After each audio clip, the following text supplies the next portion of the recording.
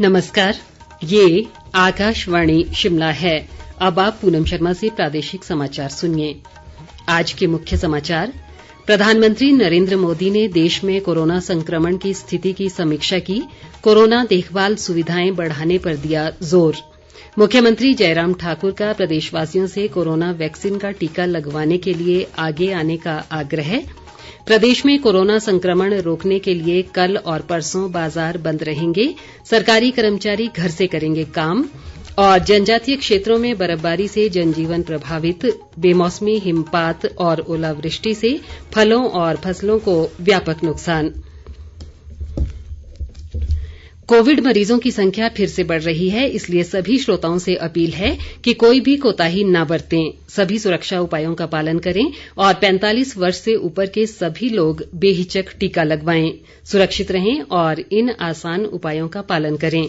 Mask पहनें, 2 गज दूरी है जरूरी, सुरक्षित दूरी बनाए रखें, हाथ और मुंह साफ रखें। और अब समाचार विस्तार से। प्रधानमंत्री नरेंद्र मोदी ने आज देश में कोविड संक्रमण की स्थिति की समीक्षा की और संक्रमण से सबसे अधिक प्रभावित 10 राज्यों के मुख्यमंत्रियों से बातचीत की। देश में प्रतिदिन संक्रमण के कुल मामलों में से लगभग 75% मामले इन्हीं 10 राज्यों से हैं। प्रधानमंत्री ने इस दौरान कोरोना संक्रमण से अधिक प्रभावित राज्यों में अधिक से अधिक आईसीयू बिस्तर उपलब्ध करवाने और कोविड देखभाल सुविधाएं बढ़ाने पर जोर दिया। उन्होंने चिकित्सा ऑक्सीजन की उपलब्धता सुचारू करने की भी जरूरत बताई। प्रधानमंत्री ने महामारी पर रोक लगाने के लिए बेहतर प्रबंधन, तेजी से जांच और लघु रोकथाम क्षेत्र बनाने पर बल दिया। प्रधानमंत्री ने आज ही वरिष्ठ अधिकारियों के साथ भी कोविड से उत्पन्न स्थिति की समीक्षा की। प्रधानमंत्री ने कोरोना के बढ़ते संक्रमण के कारण ऑक्सीजन की बढ़ती मांग के बीच ऑक्सीजन के उत्पादन और आपूर्ति की समीक्षा के लिए देश के प्रमुख ऑक्सीजन उत्पादकों के साथ भी बैठक की। मुख्यमंत्री जयराम ठाकुर ने प्रदेशवासियों से कोरोना वैक्सीन का टीका लगवाने के लिए आगे आने का आग्रह किया है। मुख्यमंत्री आज शिमला स्थित दीनदयाल अस्पताल में कोरोना वैक्सीन की दूसरी खुराक लगवाने के बाद पत्रकारों से बातचीत कर रहे थे। उन्होंने कहा कि राज्य में टीकाकरण अभियान सुचारू रूप से चल रहा है और अब तक वैक्सीन की लगभग 13,90,000 खुराकें दी जा चुकी हैं। उन्होंने कहा कि फेस मास्क का उपयोग, परस्पर दूरी के नियमों का कड़ाई से पालन और नियमित रूप से हाथ धोने से कोरोना संक्रमण से आसानी से बचा जा सकता है।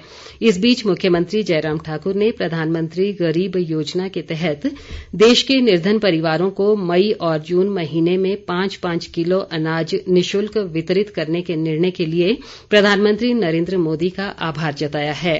भाजपा के राष्ट्रीय अध्यक्ष जगत प्रकाश नड्डा ने भी इस निर्णय के लिए प्रधानमंत्री का आभार जताया। प्रदेश भाजपा अध्यक्ष सुरेश कश्यप ने कहा है कि प्रदेश में चल रही कोरोना की दूसरी लहर के दौरान पीड़ितों की सेवा में भाजपा भोजन, दवाइयां, काढ़ा और हैंड सैनिटाइजर उपलब्ध करवाएगी। उन्होंने ये भी कहा कि भाजपा महिला मोर्चा कोरोना की पहली लहर की तर्ज पर इस बार भी अधिक से अधिक लोगों को फेस मास्क बांटेगा। सुरेश कश्यप आज भाजपा महिला मोर्चा की प्रदेश कार्य समिति की अध्यक्षता कर रहे थे। उन्होंने कहा कि महिला मोर्चा ने 17 संगठनात्मक जिलों में अपने हेल्पलाइन नंबर पहले ही जारी कर दिए हैं। मोर्चा की अध्यक्ष रश्मिधर सूद ने भी बैठक को संबोधित किया।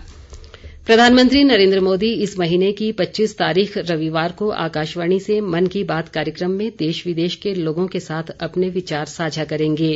ये मासिक रेडियो कार्यक्रम की 76वीं कड़ी होगी। मन की बात कार्यक्रम आकाशवाणी और दूरदर्शन के समूचे नेटवर्क पर प्रसारित होगा। राज्य में लगातार बढ़ रहे कोरोना संक्रमण को रोकने के लिए प्रदेश में कल और परसों यानी शनिवार और रविवार को बाजार और सरकारी कार्यालय बंद रहेंगे।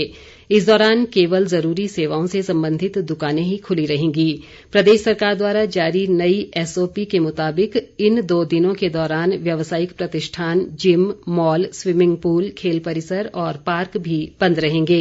जरूरी वस्तुओं की जो दुकानें खुली रहेंगी उनमें फल, सब्जी, दूध, मीट और गाड़ियों की वर्कशॉप शामिल हैं। ये दुकानें भी दोपहर 1 बजे तक ही खुली रहेंगी। रेस्टोरेंट, ढाबे और होटल केवल टेक अवे और होम डिलीवरी सेवा के लिए ही उपलब्ध रहेंगे। सरकारी कर्मचारी शनिवार को वर्क फ्रॉम होम करेंगे। इस संबंध में राज्य के सभी जिला प्रशासन द्वारा आवश्यक आदेश जारी कर दिए गए हैं। हिमाचल प्रदेश हाईकोर्ट ने अपने पूर्व मुख्य न्यायाधीश न्यायमूर्ति गुलाब चंद गुप्ता के निधन पर वीडियो कॉन्फ्रेंसिंग के माध्यम से आज फुल कोर्ट रेफरेंस का आयोजन किया। इस मौके पर मुख्य न्यायाधीश न्यायमूर्ति एल नारायण स्वामी ने न्यायमूर्ति स्वर्गीय गुलाब चंद गुप्ता को श्रद्धांजलि अर्पित की। स्वर्गीय गुलाब चंद गुप्ता का 7 अप्रैल को मध्य प्रदेश के जबलपुर में 88 वर्ष की आयु में निधन हो गया था। वह 17 सितंबर 1994 से 28 फरवरी 1995 तक हिमाचल हाईकोर्ट के मुख्य न्यायाधीश रहे। प्रदेश के जनजातीय व अधिक ऊंचाई वाले क्षेत्रों में बीते 4 दिनों तक हुई बर्फबारी और राज्य के निचले क्षेत्रों में व्यापक वर्षा से प्रदेश में जनजीवन बुरी तरह प्रभावित हुआ है। जनजातीय जिला लाहौल स्पीति में बेमौसमी बर्फबारी के चलते सभी सड़कें अवरूद्ध हो गई हैं और तारें टूटने से बिजली व संचार सेवाएं भी बाधित हैं। केलंग में इस दौरान 2 फुट से अधिक बर्फबारी हुई है। मौसम के खराब बने रहने के चलते घाटी के लोगों को कड़ाके की ठंड का सामना करना पड़ रहा है।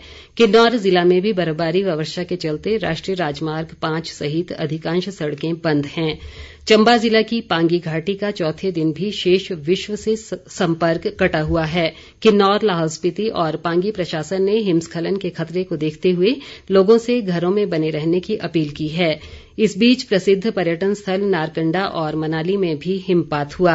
बेमौसमी बर्फबारी से शिमला, किन्नौर, लाहौल स्पीति, कुल्लू, पांगी और चंबा जिला के अधिक ऊंचाई वाले इलाकों में सेब की फसल को व्यापक नुकसान हुआ है। राज्य के निचले इलाकों में भी वर्षा से गेहूं की फसल को नुकसान की सूचना है। राजधानी शिमला के उपनगर संजौली में आज सुबह भारी बारिश के कारण एक 5 मंजिला भवन ढह गया। इस घटना में किसी प्रकार का जानी नुकसान नहीं हुआ है क्योंकि भवन को स्थानीय प्रशासन ने पहले ही खाली करवा दिया था। प्रदेश में 4 दिनों तक हुई व्यापक वर्षा और बर्फबारी से फिलहाल पेयजल संकट टल गया है। इस बीच मौसम विभाग ने आज राज्य के अधिकांश स्थानों पर वर्षा और अधिक ऊंचाई वाले स्थानों पर हिमपात की संभावना जताई है। राज्य में कल से मौसम में सुधार की संभावना है। कांग्रेस के वरिष्ठ नेता व पूर्व मुख्य संसदीय सचिव रोहित ठाकुर ने ओलावृष्टि और बेमौसमी हिमपात से सेब की फसल को हुए नुकसान पर गहरी चिंता जताई है।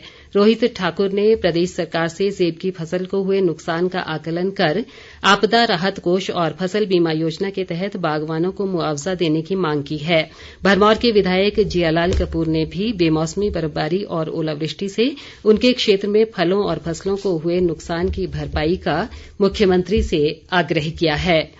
प्रदेश में कोरोना के मामलों में वृद्धि लगातार जारी है। राज्य में आज अभी तक 1189 नए मामलों की पुष्टि हुई है जबकि 772 मरीज स्वस्थ हुए हैं। कोरोना संक्रमण के सर्वाधिक 330 मामले कांगड़ा जिला में दर्ज किए गए। इसके अलावा सोलन में 216, मंडी में 135, ऊना और सिरमौर में 112, चंबा में 84, हमीरपुर में 83, शिमला में 59, बिलासपुर में 44, कुल्लू में 10 और लाहौल स्पीति में 4 मामलों की पुष्टि हुई है।